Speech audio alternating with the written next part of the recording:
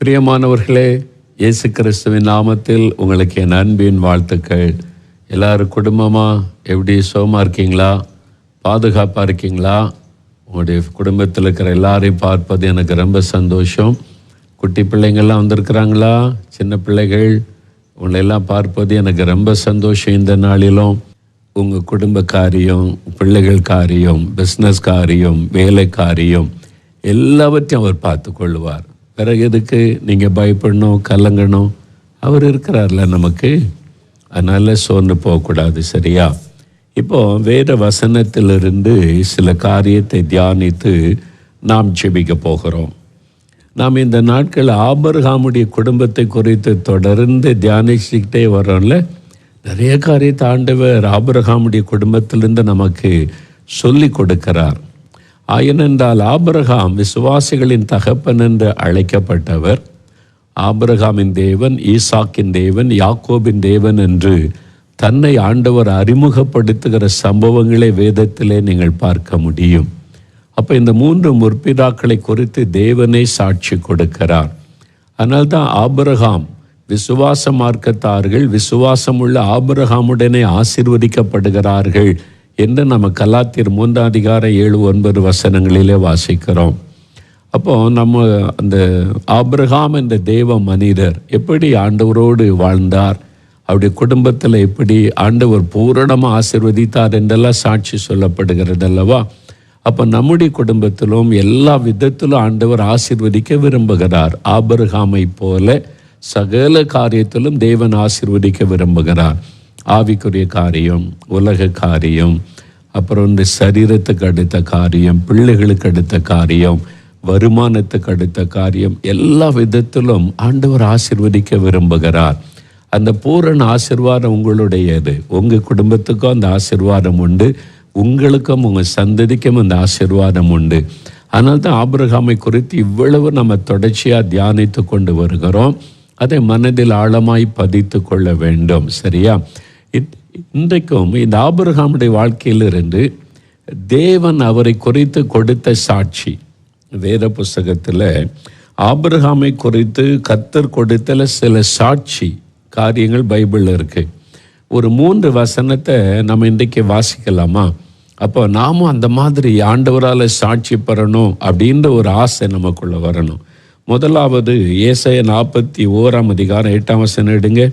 ஏசாயா 41:8. Isaiah chapter 41:8. அங்கே ஆண்டவர் என்ன சொல்கிறார் பாருங்க. என் தாசனாகிய இஸ்ரவேலே, நான் தெரிந்து கொண்ட யாக்கோபே, என் சிநேகிதனான ஆபிரகாமின் சந்ததியே. ஆபிரகாமை குறித்து ஆண்டவர் குறிப்பிடும்போது என் சிநேகிதனாகிய ஆபிரகாம், ஏப்ரஹாம் மை ஃப்ரெண்ட், ஆண்டவரை சாட்சி கொடுக்கிறார்ல. ஆண்டவரை சொல்கிறார் என் சிநேகிதனாகிய ஆபிரகாம் அப்படின்னு ஆண்டவர் சொல்கிறார். அப்போது ஆபிரகாம் பெற்ற ஒரு அற்புதமான சாட்சி என்னவென்றால், ஆண்டவர் சாட்சி கொடுக்கிறார் ஆபிரகாம் என் சிநேகிதன் என்று.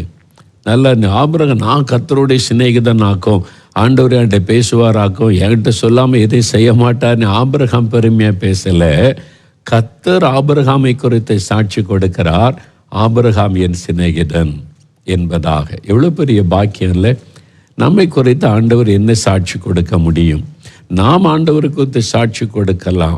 ஆண்டவர் எனக்கு தகப்பனாக இருக்கிறாரு, தாயாக இருக்கிறாரு, எனக்கு ரட்சித்திருக்கிறார், விடுதலை கொடுத்திருக்கிறார், நிறைய அனுபவங்கள் அவனுடைய சாட்சி சொல்லுவோம். ஆண்டவர் நம்மை குறித்து என்ன சாட்சி கொடுக்க முடியும்? இயேசு உங்களை குறித்து என்ன சாட்சி கொடுக்க முடியும்?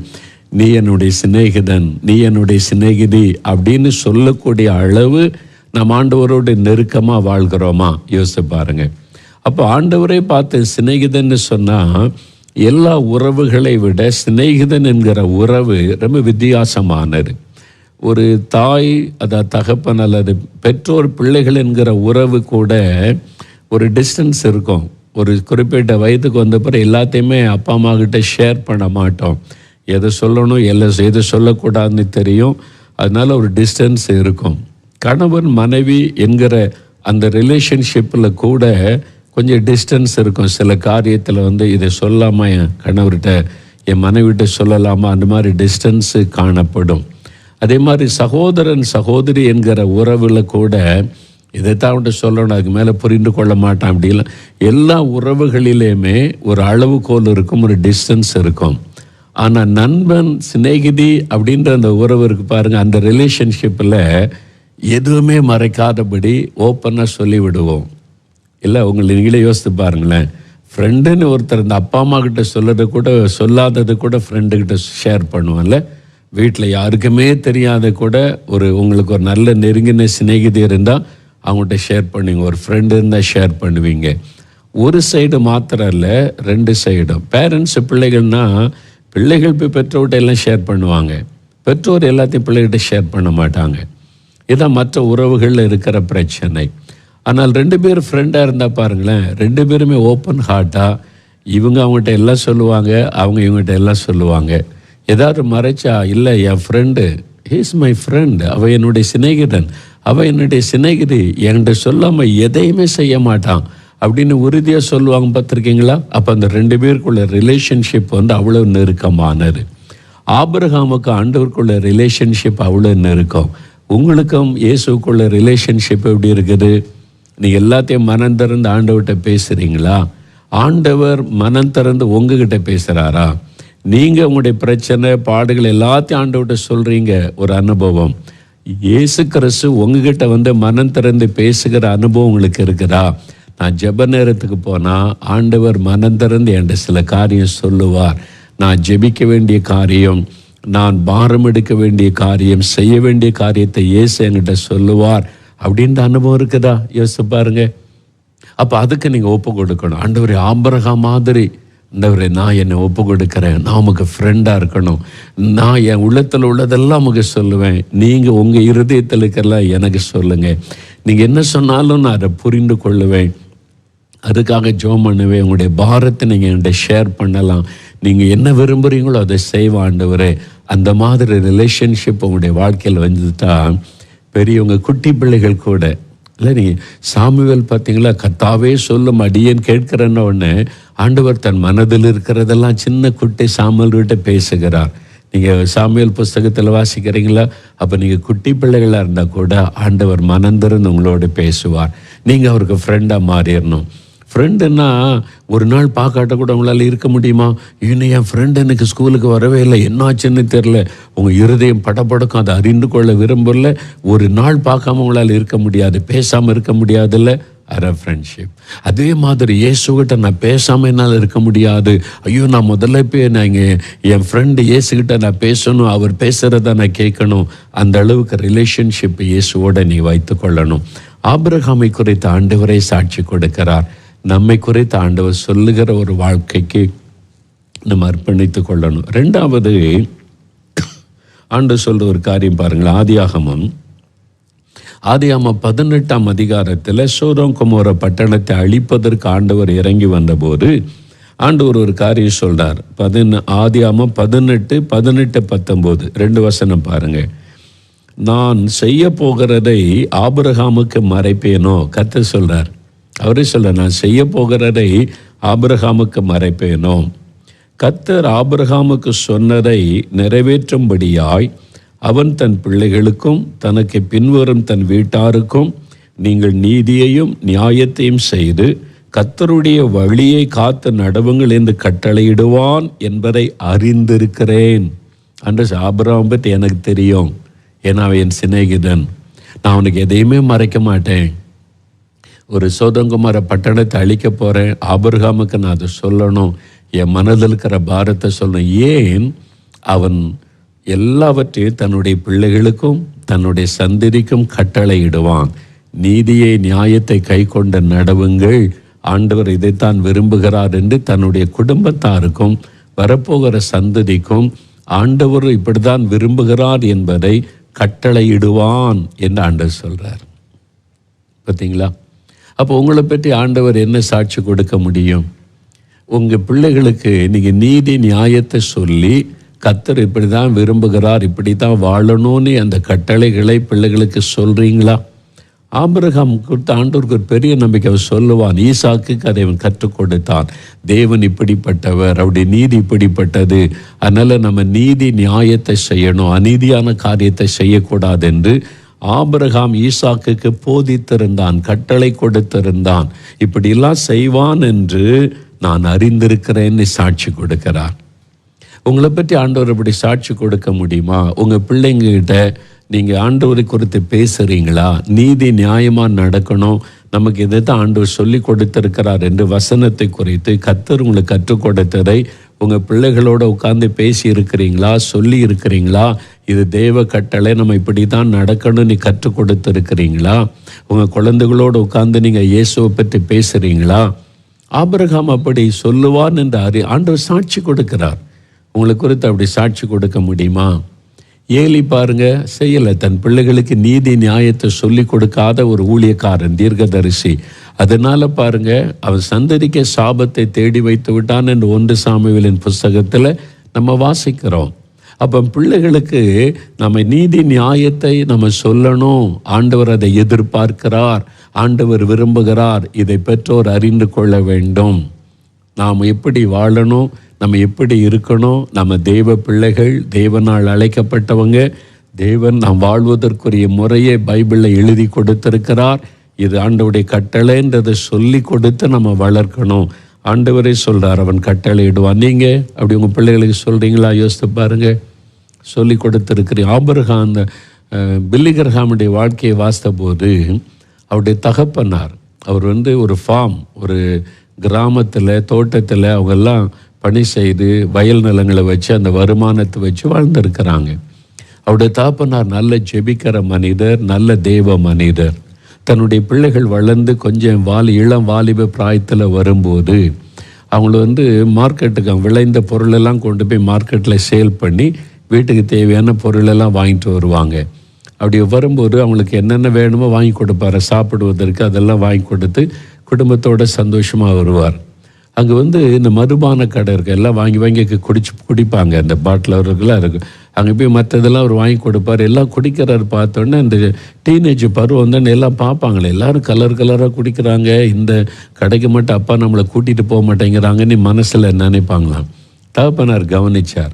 ஒரு நாள் சொன்னார், இந்த கடைகளை போகலாமா? போகலாம், நாங்கள் இது ஒரு தூரத்தில் தான் பார்த்துருக்கோம், எல்லோரும் கலர் கலராக ஏதோ குடிக்கிறாங்க, பாட்டிலை வச்சு நீங்கள் ஒரு நாள் கூட்டிகிட்டு வரல உட்கார வச்சு அவர் மதுபான பாட்டில் வாங்கி கொஞ்சம் அவ்வளோ ஊற்றி கொடுத்தாராம்.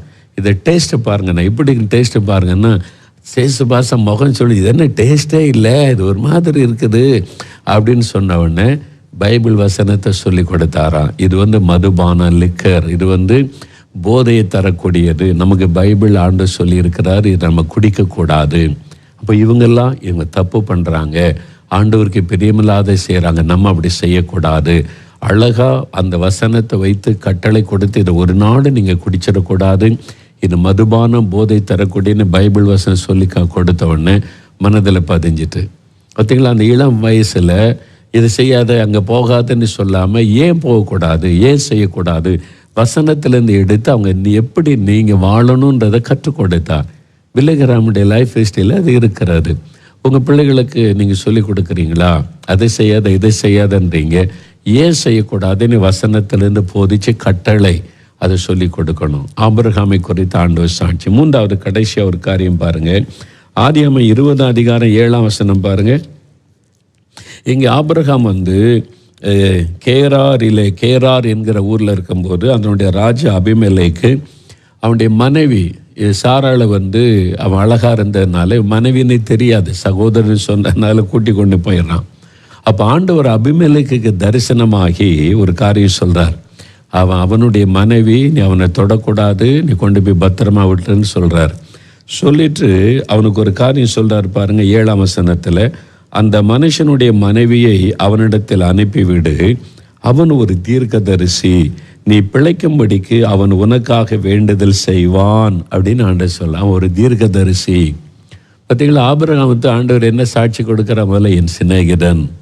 2வது, தன் பிள்ளைகளுக்கெல்லாம் அவன் போதித்து நீதி நேர்மையாக நடக்க நீ கட்டளை இடுவான், அதை அறிந்திருக்கிறேன்னு சொல்கிறார். 3வது சொல்கிறார் ஆண்டவர் அவன் ஒரு தீர்க்கதரிசி.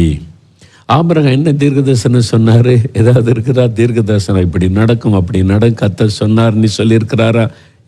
இல்லவே இல்லை. ஆனால் தன்னுடைய பிள்ளைகளுக்கு தன் சந்ததிக்கு என்ன நடக்கும் என்பதை கர்த்தர் தீர்க்க தரிசனமாக வெளிப்படுத்தி இருந்ததை அறிந்து கொண்டார். தன் சந்ததிக்கு சொன்னார், 400 வருஷம் அடிமையாக இருக்கணும், அப்புறம்தான் இந்த தேசம் சொந்தமாக கொடுக்கப்படும்.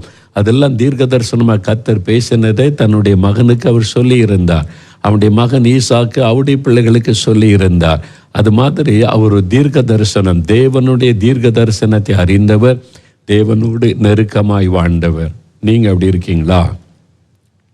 ஆபிரகாம் பாருங்க, முழு நேர ஊழியக்காரன் கிடையாது. நல்லா வேலை செய்து வேலைக்காரிகளை வைத்து தன்னுடைய பணிகள் எல்லாம் செய்தவர். ஆனால் தீர்க்கதரிசியாக இருந்தார். ஆனால் தேவனோடு நடந்தார். இந்த மாதிரி நம்ம நான் வேலை செய்கிறேன், பிஸ்னஸ் பண்ணுறேன், நம்மளால அப்படி முடியாது, அதெல்லாம் முழு நேர ஊழியத்தில் உள்ளவங்க இந்த சாக்கு போகலாம் சொல்லக்கூடாது. நீங்கள் என்ன வேலை செய்தாலும் பிஸ்னஸ் பண்ணாலும் நீங்கள் ஆண்டவரோட நடக்க முடியும், ஆண்டவருக்கு ஃப்ரெண்டாக இருக்க முடியும், ஆண்டவருடைய கட்டளைகளை நீங்கள் போதிக்க முடியும், ஒரு தீர்க்கதரிசியாக இருக்க முடியும். அதான் வேதம் சொல்லுகிறாரு. ஒப்பு கொடுங்க, ஆண்டவரே நான் இப்படி இருப்பேன், என்னை ஒப்பு கொடுக்குற ஆண்டவரே, ஆபிரகாமை போல நான் இருக்கேன், ஒப்பு கொடுக்குறேன்னு சொல்கிறீங்களா? அப்போ உங்களுடைய குடும்பம் எல்லா விதத்திலும் ஆசீர்வதிக்கப்படும். சரியா? எல்லாம் முழங்கால் படி இல்லாமா? முழங்கால் படிட்டு ஆபிரகாம் சொன்னோன்னா ஆண்களுக்கு மாத்திரம் இல்லை, பெண்களும் கூட நீங்கள் ஆண்டவரிடத்தில் சொல்லணும், ஆண்டவரே நான் உம்முடைய சிநேகிதியாக இருப்பேன், என்னை ஒப்பு கொடுக்கிறேன். நீர் என்னை நம்பி என்கிட்ட பிள்ளைகளை தந்திருக்கிறீர், சந்ததியை தந்திருக்கிறீர். நான் உம்முடைய கட்டளைகளை என் பிள்ளைகளுக்கு சொல்லி கொடுப்பேன், கட்டளைகளை நான் போதித்து இப்படி தான் வாழணும் அப்படின்னு சொல்லி கொடுப்பேன். நான் ஒரு தீர்க்கதரிசியாக இருக்க ஒப்பு கொடுக்கிறேன், என்கிட்ட கூட பேசுங்க. அப்படி ஜெபிக்கிறீங்களா? நம்ம ஜெபிக்கலாம். இப்போ உங்களுடைய குடும்பம், உங்களுடைய ஜெப குறிப்புகளை வைத்துக்கொள்ளுங்க. உங்கள் சபைக்காக ஜெபிக்கணும், ஊருக்காக ஜெபிக்கணும், தேசத்துக்காக ஜெபிக்கணும், கடைசியாக அவங்களுக்காக ஜெபிக்கணும். சரியா? ஜெபிக்கலாமா? எல்லாரும் சேர்ந்து, தகப்பனே நீர் எங்களுடைய ஜெபத்தை கேட்கும்படி எங்கள் மத்தியிலே பிரசன்னமாக இருக்கிற அன்பிற்காக ஸ்தோத்திரம். ஆபிரகாமுடைய வாழ்க்கையிலிருந்து எங்களுக்கு அருமையான காரியங்களை கற்றுக் கொடுத்த அன்பிற்காக உம்மை துதிக்கிறோப்பா. உம்முடைய சிநேகிதன் என்று பெருமையோடு சொன்னீங்களே, நான் உம்முடைய சிநேகிதனா இருக்கணும், சிநேகிதையா இருக்கணும், நான் அதை விரும்புகிறேன், என்னை ஒப்பு கொடுக்கிறேன், என்கிட்ட கூட நீங்க பேசணும் அப்பா. நான் உங்கள்கிட்ட மனம் திறந்து பேசுறதை போல நீங்க மனம் திறந்து என்கிட்ட பேசணும். அதற்கு என்னை ஒப்பு கொடுக்கிறேன். உம்முடைய சிநேகிதனாய் சிநேகிதையாய் இருக்க என்னை அர்ப்பணித்துக் கொள்ளுகிறேன். ஆண்டவரே, என்னை நம்பி எனக்கு குடும்பத்தை கொடுத்து பிள்ளைகளை தந்து பேர பிள்ளைகளை தந்து ஆசீர்வதித்திருக்கிறீர். என் சந்ததிக்கு உம்மை குறித்து நான் சொல்லணும், கட்டளை கொடுக்கணும், எனக்கு உதவி செய்யுங்க. ஒரு தீர்க்கதரிசியாக இருக்க அர்ப்பணிக்கிறேன். என்கிட்ட கூட நீங்க பேசுங்க, வரப்போகிற காரியத்தை வெளிப்படுத்துங்கப்பா. எங்க குடும்பம் ஆபிரகாமின் குடும்பத்தை போல ஆசீர்வதிக்கப்பட இயேசு கிறிஸ்துவின் நாமத்தில் என் பிள்ளைகள் பேர பிள்ளைகள் எல்லாரையும் ஆசீர்வதித்து நான் ஜெபிக்கிறேன். நாங்கள் ஜெபிக்கிறோம். எங்க அப்பா அம்மாவை ஆசீர்வதிங்க. எங்க குடும்பத்தில் ஒரு எழுப்புதல் வரணும். எங்க குடும்பம் ஆண்டவரோடு நெருங்கி வாழ்கிற குடும்பமா இருக்கணும். அந்த ஆவிக்குறை ஆசீர்வாதம் எங்க வீட்டில் எங்க அப்பா அம்மா தாத்தா பாட்டி பிள்ளைகளாகிய நாங்கள் எல்லாரும் இயேசுவோடு நெருக்கமாய் வாழணும். அந்த எழுப்புதல் எங்க வீட்டுக்குள்ள காணப்பட ஜெபிக்கிறோம். எங்க சபைக்குள்ள இந்த எழுப்புதல் வரணும். எல்லா குடும்பமும் ஜெபிக்கிற குடும்பங்களா, ஆவில நிரப்பப்பட்ட குடும்பமா இருக்கணும். அந்த எழுப்புதல் எங்களுடைய சபையில் அனுப்ப எங்களுடைய போதகர எங்க பாஸ்டர் அவர்களை ஆசீர்வதிங்க, வல்லமைப்படுத்துங்க. எழுப்புதல் அக்னி எங்க சபையில போடுங்க என்று ஜெபிக்கிறோம். எங்க ஊருக்குள்ள நம்முடைய வல்லமை இறங்கட்டும், கர்த்தருடைய அக்னி இறங்கட்டும், எழுப்புதல் பரவ வேண்டும் என்று ஜெபிக்கிறோம். எங்க தெருவில் எங்க ஊர்ல இருக்கிற எல்லாரும் ரட்சிக்கப்பட ஜெபிக்கிற ஆண்டவரே, எங்க தேசம் ஆசீர்வதிக்கப்படட்டும், தேசத்தில் எழுப்புதல் உண்டாகட்டும். ஆளுகிறவர்கள் மேல நீர் ஆளுகை செய்யும். எங்களுடைய முதலமைச்சரை நீங்க ஆளுகை செய்யுங்க, பிரதமரை நீங்க ஆளுகை செய்யுங்க. எங்க தேசத்தில் அமைதி சமாதான நல் ஒழுக்கம் காணப்பட ஜெபிக்கிறோம். பாவமெல்லாம் ஒழியட்டும் ஆண்டவரே, இந்த கொள்ள நோய் மறையட்டும், இந்த ஆபத்துகள் எல்லாம் விலகட்டும், முற்றிலும் பாதுகாக்கப்பட்ட ஒரு தேசமாயிருக்க அர்ப்பணித்தை ஜெபிக்கிறோம். எங்கள் ஜெபத்தை கேட்டீர். இப்போ எங்க குடும்பத்தின் தேவைகளை சந்தியும், இந்த கடன் பிரச்சனைகளை மாற்றும், இந்த வியாதிகள் விலகட்டும், இந்த பண தேவைகளை சந்தியும், வேலையை ஆசீர்வதியும், பிசினஸை ஆசீர்வதிய, குடும்பத்தில் படிக்கிற பிள்ளைகளை ஆசீர்வதியும், ஒவ்வொருவரையும் ஆசீர்வதித்து பூரணப்படுத்துவீராக. இயேசு கிறிஸ்துவின் நாமத்தில் இந்த வாரத்தில் இந்த தேவை சந்திக்கப்படணும், இந்த காரியத்தை வாய்க்கப்படணும் நாங்கள் விசுவாசிக்கிறோம். இயேசு கிறிஸ்துவின் நாமத்தில் ஜெபிக்கிறோம், அற்புதங்களை எதிர்பார்க்கிறோம். இயேசுவின் நாமத்தில் ஜெபிக்கிறோம் பிதாவே. ஆமேன், ஆமேன். பிரியமானவர்களே, ஆண்டவர் உங்களை ஆசீர்வதித்து விட்டார்ல, ரொம்ப சந்தோஷம் தானே? அப்போ நீங்கள் இன்றைக்கு மாற்ற தினமும் குடும்ப ஜெபம் பண்ணுறீங்களா? குட்டி பிள்ளைகள் சொல்லுங்கள், தினமும் ஜெபிக்கிறீங்களா? ஜெபிக்காமல் இருக்கக்கூடாது. ஜெபிக்கலாம். அப்பா அம்மாவை நீங்கள் உற்சாகப்படுத்தி நம்ம தினமும் பைபிள் வாசு பாட்டு பாடி ஜெபிக்கணும்னு சொல்லி தினம் ஜெபிக்கணும். சரியா? அதை மறந்துடாதபடி குடும்பமாக ஜெபிங்க. கர்த்தருடைய ஆசீர்வாதம் உங்களோடு இருப்பதாக. ஆமேன்.